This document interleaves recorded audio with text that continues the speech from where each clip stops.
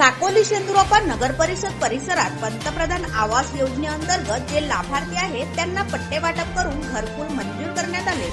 128 लोकांना मंजूर करण्यात आले, परंतु त्यापैकी 100 पट्टे मान्यवरांच्या हस्ते वाटप करण्यात आले।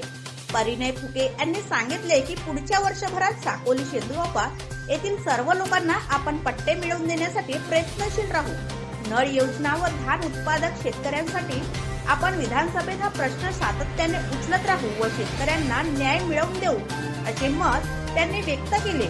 या प्रसंगी भंडारा गोंदिया विधान परिषद सदस्य आमदार परिणय फुके, माजी आमदार डॉक्टर हेमकृष्ण कापगते, नगराध्यक्ष देवश्री कापगते, नगर परिषद उपाध्यक्ष रोहिणी मुंगुलमारे, प्रकाश बाळबुद्दे, जिल्हा भाजपा अध्यक्ष, जिल्हा परिषद सदस्य अविनाश ब्राह्मणकर व नगर परिषदचे मुख्याधिकारी तहसीलदार संदीप कदम, मुख्याधिकारी साहेब मंगेश वाशेकर, सभापती किशोर कोगडे, सभापती प्रीती डोंगरवार, जिल्हा परिषद सदस्य वनिता डोळे, माजी नगरसेवक मनीष कापगते व नगर परिषद व सर्वच विभागाचे सभापती इतरही सर्व नगरसेवक या प्रसंगी उपस्थित होते।